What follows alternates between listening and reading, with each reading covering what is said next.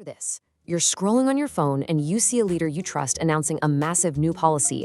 Something that could fundamentally change your life. Their voice is perfectly pitched, their expressions, flawless. But here's the catch. Every single pixel you're looking at is a total fabrication. It's a lie.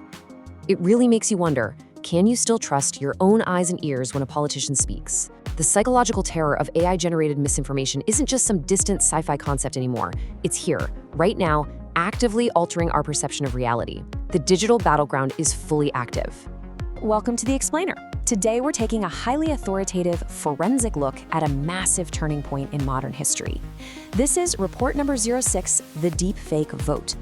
We're going to strictly and impartially analyze the 2024 Indian general elections, which is the world's largest democratic exercise, by the way, to see exactly how synthetic media and digital puppetry are transforming political campaigns right from the ground up. Okay, let's dive into this with Section 1, the psychology of deception. To truly grasp the impact of AI in this specific election, we first have to wrap our heads around the sheer scale of the digital battlefield. $16 billion. That's the estimated amount spent by political parties on the 2024 Indian general election. When you have those massive financial stakes on the line, that immense funding inevitably fuels entirely new, highly experimental forms of outreach. Campaigns weren't just buying your standard TV spots anymore. They were pouring money into creating highly personalized digital clones to connect directly with voters. And who was the target audience for this technological arms race? 870 million active internet users. Let that sink in. That's more than half the population of India, largely glued to the web through their mobile phones. This created an incredibly volatile environment where rapid-fire AI-generated content could just spread like wildfire. We're talking millions of messages flooding encrypted apps like WhatsApp, effectively bypassing traditional fact-checking mechanisms completely. So, how does this actually work behind the scenes? Let's shift gears to Section 2, the mechanics of digital puppetry. At the heart of this dissection is an AI architecture called a variational autoencoder, or VAE for short. Basically, a VAE compresses visual and audio inputs into what's known as a discrete latent representation, and then reconstructs it. This is the exact technology that allows providers, like Polymouth Synthetic Media Solutions, for example, to seamlessly clone voices and swap faces. They can literally feed an algorithm a few hours of a politician's speeches, and boom, it outputs a highly realistic, personalized, and entirely synthetic video message. Now, what's really interesting here is the stark contrast between high-tech deepfakes and low-tech cheapfakes. While deepfakes rely on those complex VAEs and sophisticated voice cloning we just talked about, cheapfakes use incredibly simple media edits. We're talking mislabeling old footage or just taking a real clip completely out of context.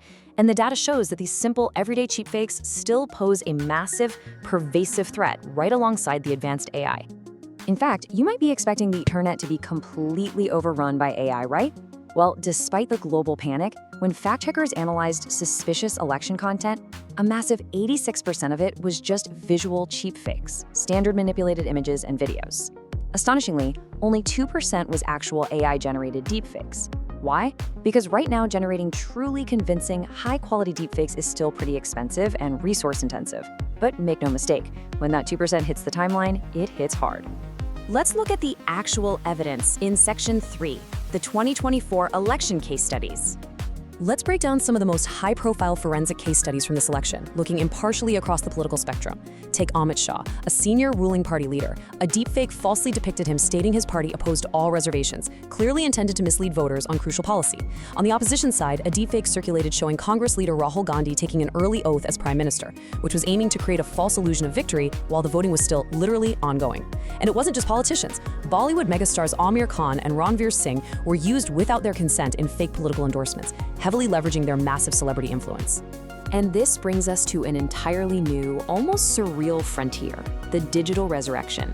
We actually saw AI being used to generate campaign videos of deceased, beloved political icons like M. Karunanidhi and J. Jayalalitha.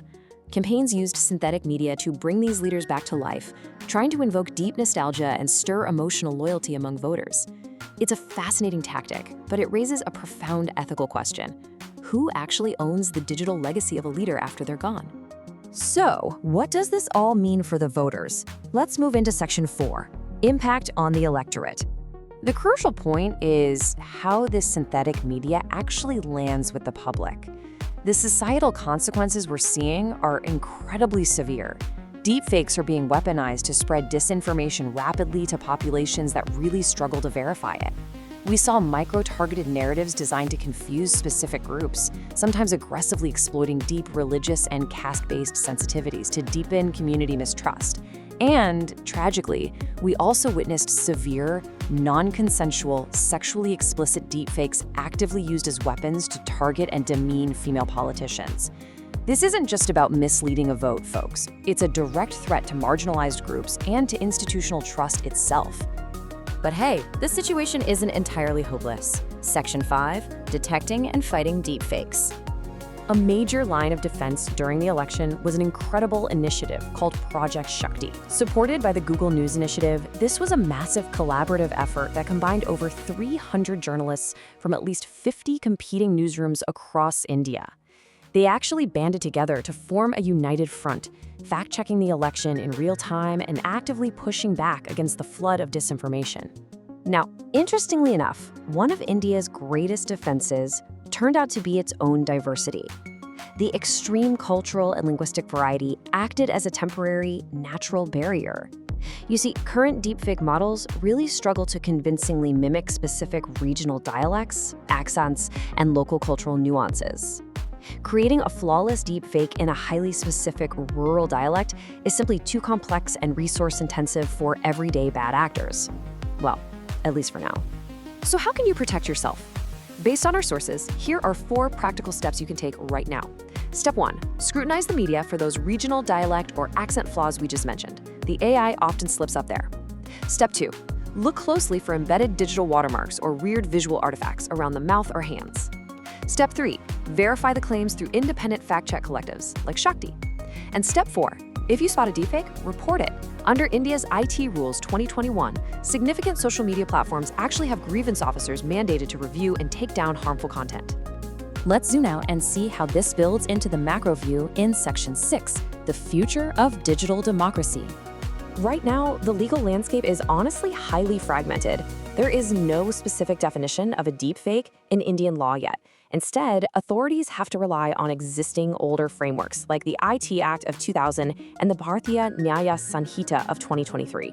While the Election Commission did mandate strict 3-hour takedown rules for fake content during the campaign, India's approach contrasts pretty sharply with places like California, which recently passed targeted laws like AB 2065, requiring platforms to explicitly label or remove deceptive political content. There's a quote from the research that I think just perfectly captures the absolute urgency of the moment. AI technology has become so powerful that it becomes impossible for normal citizens to distinguish deepfakes. The cost of generating these fakes is dropping every single day. Without comprehensive policy, dedicated deepfake laws, and widespread digital literacy, our information space remains highly, highly vulnerable to manipulation. Which leaves us with a really grave, lingering thought. When the cost of digital deception drops to absolute zero, and literally anyone can clone anyone else with the click of a button, how will we safeguard the integrity of our own choices? Thank you for joining me on this explainer. Keep questioning what you see out there,